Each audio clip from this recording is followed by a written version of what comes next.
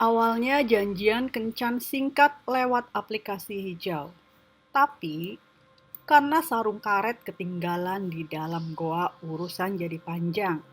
Seorang pria terpaksa menerima pengalaman getir dikeroyok 7 cewek hingga lari ke kantor polisi. Loh, kok bisa 7 cewek itu menyerang sang pria? Ternyata mereka tersulut emosi karena upaya penyelamatan karet dari dalam goa mengecewakan mereka.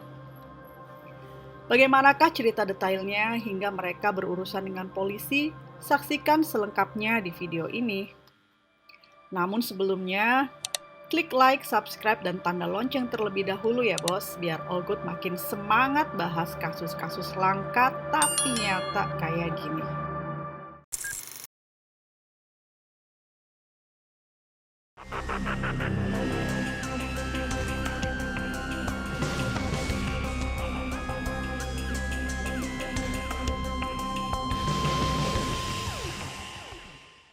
Bos, lu tahu nggak? Kadang hidup itu aneh.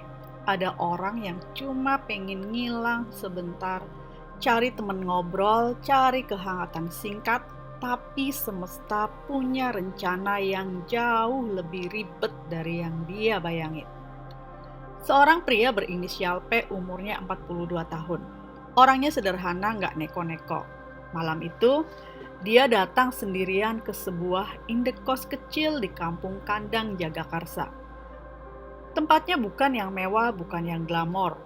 Ya lo tau lah bos, kos-kosan tipe transit bagaimana, sederhana tapi nyaman buat penghuninya. Waktu itu, P datang bukan buat numpang tidur. Dia janjian sama seorang perempuan yang baru dia kenal dari micet. VO namanya.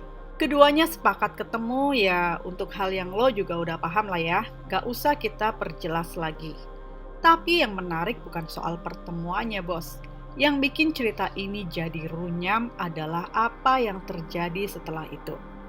Ada sesuatu yang salah, ada sesuatu yang bikin satu indekos tiba-tiba heboh.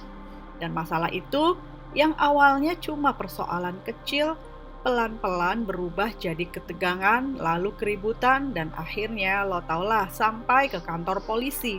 Tapi sebelum sampai di sana, Ogut ajak lo lihat dulu. Siapa P, apa yang dia cari malam itu, dan gimana suasana awal yang kelihatannya normal, tapi ternyata cuma permukaan dari sesuatu yang jauh lebih berbahaya. Strike cut, kita maju ke segmen berikutnya bos.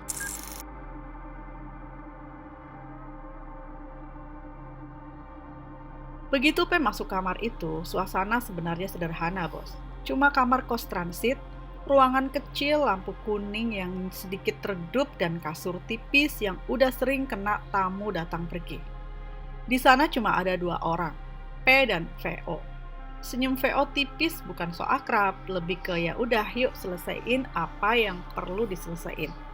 Gesturnya cepat, efisien, khas orang yang sudah biasa nerima tamu dari aplikasi.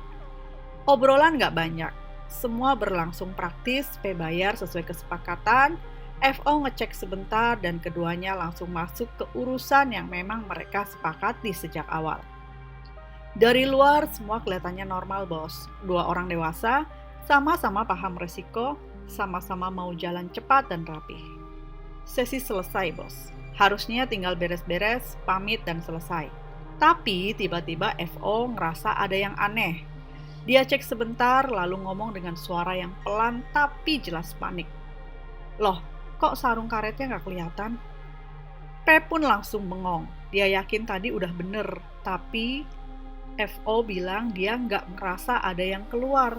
Dan di titik itu suasana pun berubah. FO makin panik, duduknya berubah, nafasnya lebih cepat. Setelah beberapa kali cek sendirian, dia bilang pelan, kayaknya kejebak di dalam. Itu momen pemicu bos, karena dari situlah FO memanggil teman-teman perempuannya. Mereka datang tergesa, ada yang dari kamar sebelah, ada yang habis nongkrong di lorong. Gak lama, ruangan kecil itu jadi lebih ramai dan lebih tegang.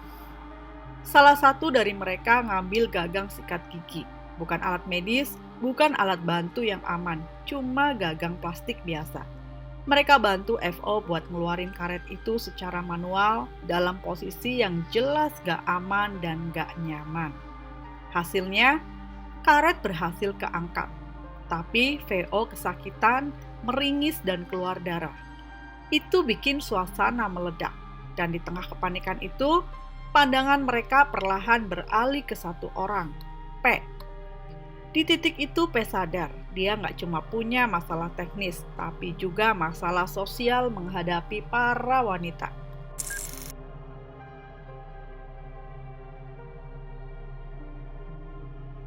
Setelah karet akhirnya berhasil dikeluarin, FO masih duduk sambil nahan sakit. Dan lo tahu sendiri bos, di kondisi kayak gitu orang nggak bisa mikir jernih. VO bilang dia harus berobat, harus dicek, harus pastiin luka itu nggak makin parah.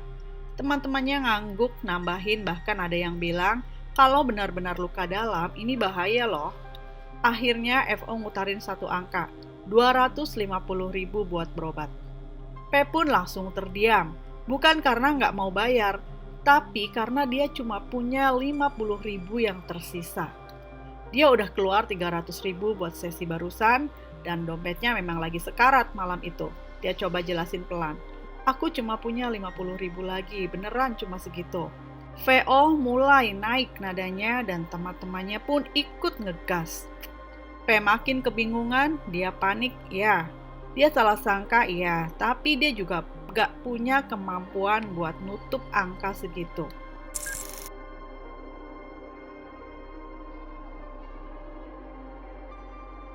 Begitu angka 250.000 itu nggak ketemu, suasana di kamar kos langsung berubah bos. Yang tadinya cuma debat kecil soal siapa yang harus bertanggung jawab, tiba-tiba jadi kerumunan yang ngepung satu orang. Teman-teman VO maju, nada mereka bukan sekedar marah, tapi kayak udah bulat mau ngasih pelajaran. P masih coba ngejelasin, aku beneran cuma punya 50.000, sisanya udah kepake. Tapi omongan itu mental semua. Salah satu dari mereka langsung narik tangan P, yang lain mulai dorong. Ada yang bentak, lo enak-enak tapi begitu ada masalah ngeles, nggak bisa. Dan di titik itu bos, pengeroyokan itu beneran terjadi. P didorong ke kasur, ada yang nyenggol badannya dengan keras, ada yang mukul, ada yang narik bajunya. Bukan pukulan profesional, tapi cukup buat bikin seorang kewalahan setengah mati. Bayangin dia sendirian, dikelilingi 7 orang yang emosinya lagi meledak. Ruangan kecil tiba-tiba jadi kayak ring gelap yang gak ada pintu keluarnya. Dan belum selesai di situ.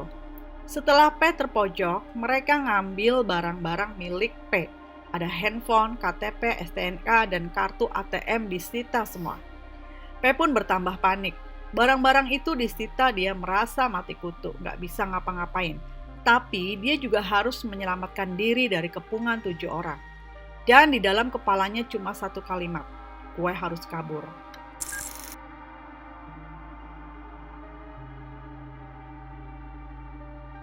Setelah dikeroyok dan barang-barangnya ditahan, P makin panik bos. Pikirannya udah nggak bisa mikir panjang, yang ada cuma kalau gue tetap di sini gue bisa apes beneran. Di sela keributan, P lihat ada celah kecil ketika 2 orang lagi ribut sendiri soal uang. Dia manfaatin momen itu. Dia bangun, mundur pelan, lalu langsung lari keluar kamar. Lari menyusuri lorong kos, turun tangga, terus keluar ke jalan kecil depan bangunan. Nggak nengok ke belakang lagi, nggak mikir apa-apa, pokoknya kabur. Dan hal pertama yang P lakuin setelah itu adalah lapor ke polisi. Malam itu juga jam 23.00 waktu Indonesia Barat, Polsek Jagakarsa nerima laporan dari P. Kapolsek Kompol Nurmadewi langsung ngejelasin dalam keterangannya. Laporan masuk, korban mengaku dikeroyok dan barangnya disita setelah insiden di Indekos Transit. Mendengar jenis laporannya, pengeroyokan plus penahanan barang, personel Polsek langsung berangkat ke TKP. Mereka datang ke Indekos, masuk ke kamar dan mengamankan para terduga pelaku. Jumlahnya sesuai laporan, 7 orang. Barang-barang P juga ditemukan dan langsung diamankan sebagai barang bukti. Handphone, KTP, STNK, dan ATM. Pelaku juga diperiksa satu persatu. Semua dibawa ke Polsek Jagakarsa untuk proses lanjutan. Setelah semua dibawa ke Polsek Jagakarsa, suasana akhirnya adem sedikit bos.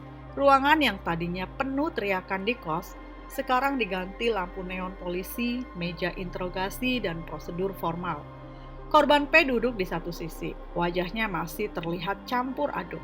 Para terduga pelaku, VO dan teman-temannya duduk di sisi lain. Gak ada yang bersuara keras, gak ada dorong-dorongan. Semua mendadak berubah kalem.